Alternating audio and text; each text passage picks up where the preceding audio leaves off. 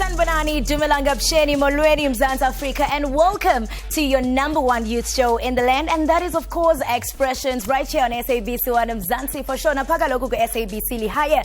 Well, namhlanje phenkqubeni we are talking about the dangers of online dating. Abanye ke bayatsho ba umjolo is a scam, but in some cases this transpires in reality. Kafana ucinge nje uvuyile nemincili, butterflies in the stomach, you're going to meet your potential lover, and then boom, all of a sudden you fall victim to a web of crimes. You get kidnapped, assaulted, and even murdered. That's what we are talking about namhlanje. Ndimloke ukholosa kalubisi unonkanyezi. Ngacho ngoskakhulu unonkanyezi ngacho Mzansi Africa, and of course I'm your host Ulia Mavomisa. Great to have you with us on the show Expressions. And our dating app designed to allow gay, bisexual, transgender and queer people to meet and connect has allegedly turned into a platform for robbers, fraudsters and even rapists who target innocent users. Now police have since issued a warning against using the app. We are now going to catch up with Azaria Koza, who is our producer on the field. Now he went and met up with one of the victims of this crime. We will hide the identity of the victim of Koza for his safety. Masimbizo Tabiso Mhlambi. Azaria, over to you. Ngibonge kakhulu kuwe Liema. Namuhla mbukeli ngilapha emigwaqeni yase Cosmos City enyakatho yeGoli. Ngilapha ngizohlangana with a young man who unfortunately became one of the Grindr kidnapping victims. Silapha ke namuhla kuzohlala naye phansi sixoxisane mayelana nodaba lwakhe nanokuthi kwenzekani ngalo liyasuku abayisisulu sokuthunjwa. Ake hlangane naye. All right, Tabiso ngibingelele ngwamukele ku Expressions. We've seen the Grindr kidnappings ukuthi they are becoming prevalent in the community, and it also happened to you. I just want you to take us through the experience ukuthi what really happened on that day. We set a date yokuthi sizohlangana and we met, which was in Southgate. Mangihlangana naye, of course it's not someone you would think ukuthi lo muntu uzongikidnapper, you know. So you guys went out on a date before heading over to Endley. And after that, he's like to me, you know what, my place is not far from here, so let's just take a taxi and siyofika manje. And of which Nami, I didn't think in my head, Gucci, there's something fishy about it, because why not? Lo muntu uright mos, ngisafe. Masiyehla lapho kunesiganga vele, sibhekane nesiganga esikhulu nje lapho. Masiyehla lapho we meet these two, there were two guys there actually. Asikafika endlini. Mina in my head I didn't know ukuthi yischeme sakhe. I didn't realize ukuthi those two guys came back following us. Yabo. And then the next thing, the guy had a knife on my stomach and his hand was on my neck, and he's like to me, "Ninga scream manje. If ninga yenza anything, uzongibulala." And mina at that point I'm thinking, hayibo, ngibani ofuna imali? The guy that I just ate lunch with, obhadala bill. They started calling my family. They started making phone calls and like trying to let my family know ukuthi they have me and they want this amount of money, which was, they wanted 15K. I knew at that point ukuthi, one, my family is not gonna find me. I put myself in this position yokuthi ngihlangane nomuntu online who I didn't know. You understand? And first of all, ngifuna ne Southgate. Lona engimaziyo yena, his job was to answer phone calls. And apparently there were other people also in the list, you know. We stayed for about 5 hours. And in that 5 hours no one passed there. In Nami, I didn't want to make drama, kalugu screamer if I hear footsteps. Ngoba that's how you're gonna die, Pele. You need to sit there and wait and obey to what they say. Cooperate. I feel like those things, they saved me from that situation. Ngoba after a long time, they started leaving one by one. The guy that I went with, that I met at Southgate, he was the first one to leave because he got a call from someone. I think maybe it was one of us victims. he's the one that wanted to kill me, actually, because I saw their faces and everything. He was talking about that, like, sekasibonile lo muntu senze kanjani manje, yabona. And then the other one who was in front was like, nah, asimyeke ngoba kuyafana kana next. So do you feel like amaphoyisa awayidlalanga indima yabo when it comes? Exactly, ngoba I only went to the police station once. When I got there, the only thing they offered me was a ride home.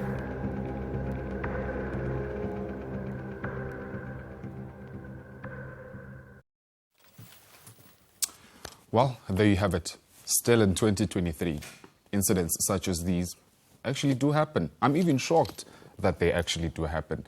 Well, to of course help me unpack this discussion a little bit further, I have the honor and pleasure of being joined by LGBTQI activist and TV personality Uyaya Mavundla, and also joining us is Siya Hlongwa Yenage. She is a human rights defender. Thanks very much for joining us and welcome to the show.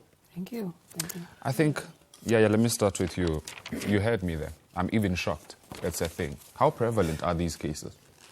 This is, for me, I'm actually shocked that I'm discovering Kutsi Kona Nababanja Inkuns Eskankian. Because I think the ones that I'm familiar with, that I also have been working on, where Ugutumudu would be low to say, okay, Aslangane, and then we travel with the person and figure like, let's corner, and then that's where you get attacked. And there's been a lot of them. The last time I checked, I think there was like about 87 cases that were reported. 87? Yes, that were reported. So, and there are many other ones that have not been reported because when by Saba, we know the so the number could actually be even more than that. There's definitely more because I mean I've met a lot of people that would say, I went through this, but I have not been able to, to go to the police because I'm scared that, my story is going to get out there and then people are going, and most of these people that have not actually gone out are people that are in a closet, most of them. Okay, in terms of their sexuality. Yes, their sexuality. I mean, Sia, let me come to you. Just like what she was alluding to, Uyaya, the numbers are staggering. I think for you, perhaps, let's try to trace it back. What could have possibly went wrong? What seems to be the problem? How did we arrive at this juncture? I think the first point of departure is that when we go online, we always assume that the person behind the profile picture, the person behind the bio that you read, is honest and true to what they present. Okay. If they say they're a black person or they live in a particular area, when 9 times out of 10, the person behind the profile picture is someone completely different from a different province and perhaps even from a different country. So by the time you meet them in person, this person already has nefarious intentions. They already pre-planned that they're going to rob you. They've already assessed what your profile looks like, what you've taken pictures of and posted on social media, whether it's Facebook, Instagram, Snapchat, even Tinder and Grindr. And so they've assessed you. You're a driver. This is where you frequent. This is where you go. And so for them, it's not even about the love. It's not even about establishing a connection. There's an intention behind it. Yeah, there's an intention behind it. And above and beyond that, it becomes more dangerous because you think you're establishing a connection when in fact you are putting yourself in danger. So it becomes all the more important, I would say, to always take a step back and invite other people into the conversations. Show your friends, this is the person, this is who I've just met. And we'll talk about the tips a little bit later on. But coming back to you, other people may argue that at this point, the LGBTQI community is being targeted. If so, why could that be the reason? I think really mostly it's crime that we are facing in South Africa. It's proof that we are really in a serious danger zone. It's not even just the community. It's of course, I mean, what has been highlighted right now, it's the community that have been targeted through Grindr. But I think that the amount of crime that we are facing in South Africa is really is a problem. And I think we are facing this amount of crime in the pandemic because criminals know that, the police are not going to do anything to them, even if when they get caught, they will pay court drink and they will be released. And they'll go back and do the same thing. So perhaps, the site itself, Grindr, has issued safety tips to warn users about staying safe and to always, be cautious around these things. But do you think that's enough? Is that enough? And what more should still be done? Because, I mean, all of these abductions transpire through their platform. Do you think they should do more than that? For sure. I do think that there should probably be warnings, before you even enter the app. and give these safety tips as well, a layer of protection for the user to make sure that if someone does use a picture or photograph that does not match their description, that person should automatically be flagged or removed from the app. Is that feasible? Can it be done? It can. It definitely can. I mean, if Bolt can do such things where they actually, rule out certain drivers from their system and other obvious applications that are similar, where people, civil society get together and get to interact and use services, I think Grindr could do the same. Grindr could do the same. I'm sorry to catch you there because I quickly have to go to an ad break. Well, there you have it, Mbugelo Expressions. That is precisely the conversation that we're having, Namhlanje. But for now, though, let's quickly go to an ad break. Do stay with us.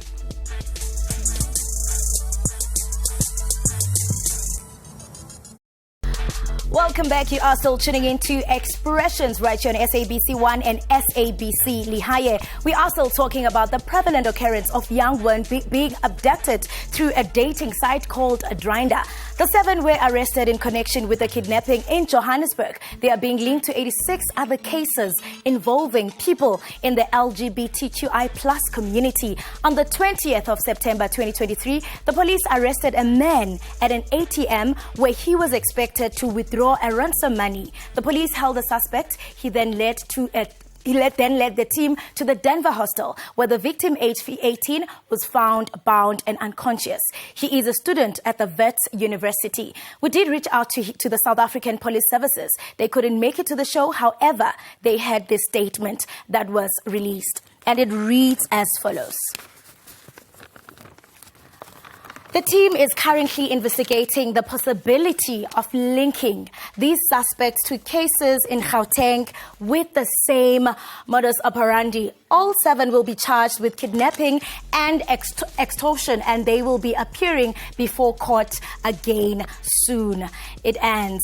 We'll also be taking some comments on social media to see what you had to say about this conversation. We have one coming from Sandisiwe Kumalo. She says, my friend can't even sleep at night. He's still traumatized and he sleeps during the day. They really messed him up. He was also abducted. They took his phone, money, and left him with nothing. That is so sad.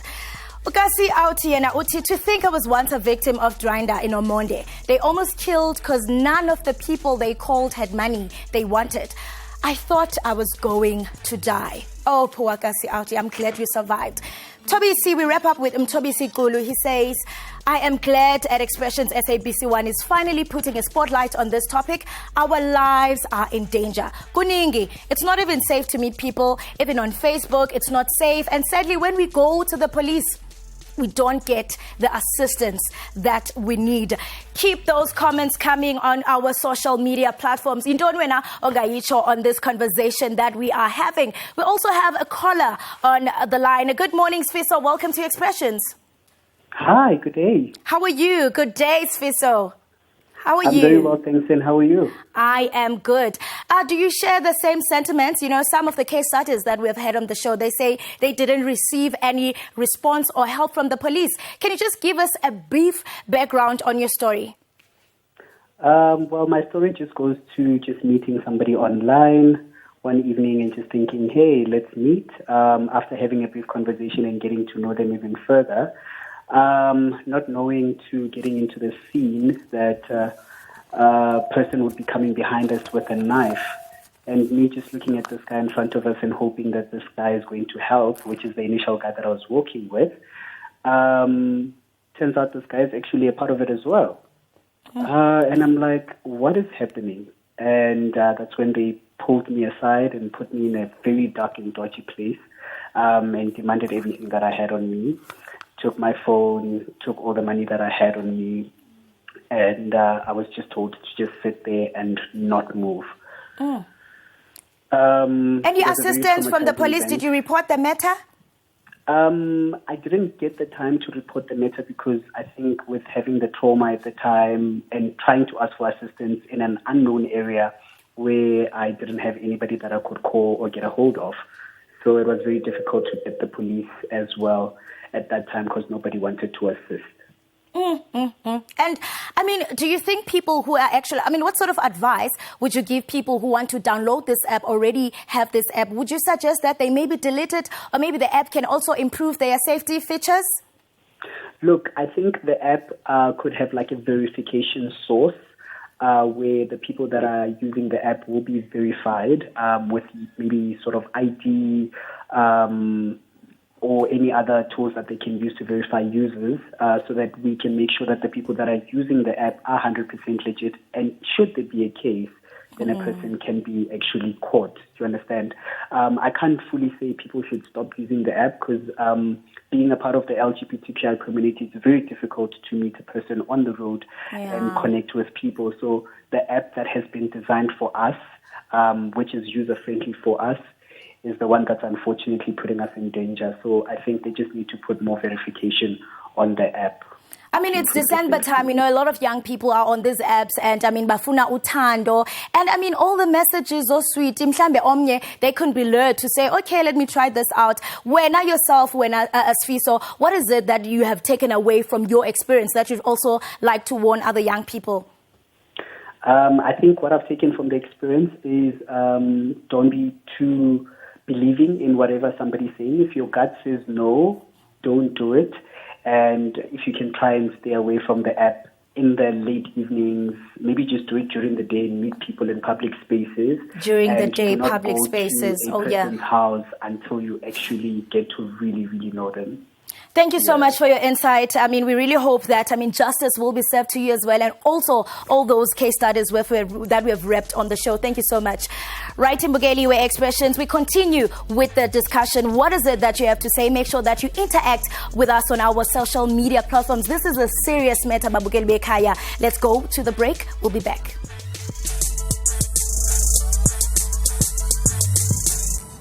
Welcome back to Expressions. Thanks so very much for staying with us. As we continue to talk about the Grindr app and obviously some of the cases linked to it, particularly as Madaganyake, also young people, and still joining me is Uyaya and also Sia. I think, Sia, I want to pose this question to you. How much of police accountability and the lack thereof exacerbates cases such as these? The lack of accountability is a big issue, particularly because people assume that as soon as you are inflicted harm in any shape or form, that the police will intervene, they'll protect you.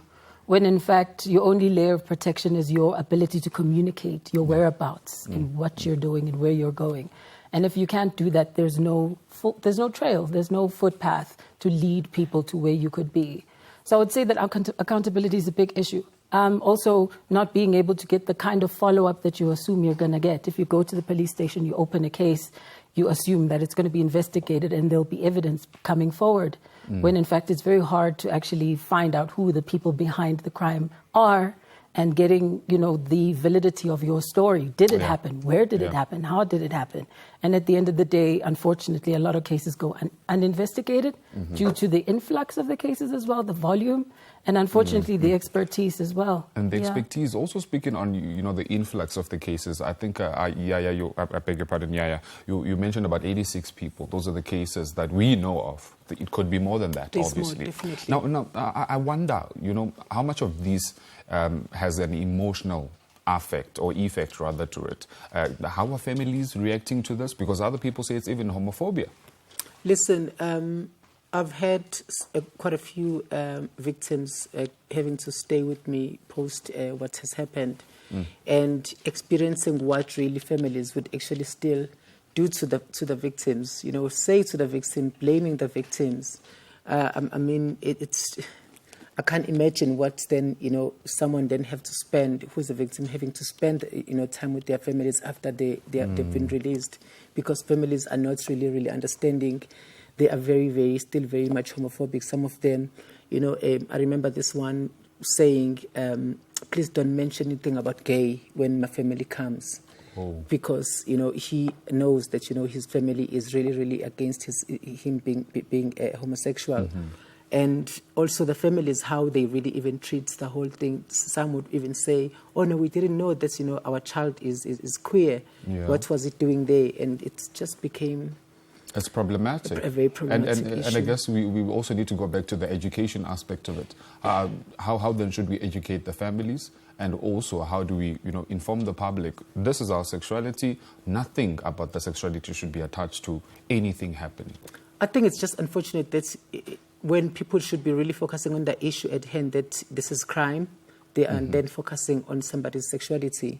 Because at the end of the day, what we should be, dealing with in this matter is that, your child, be gay or not, has been victimized.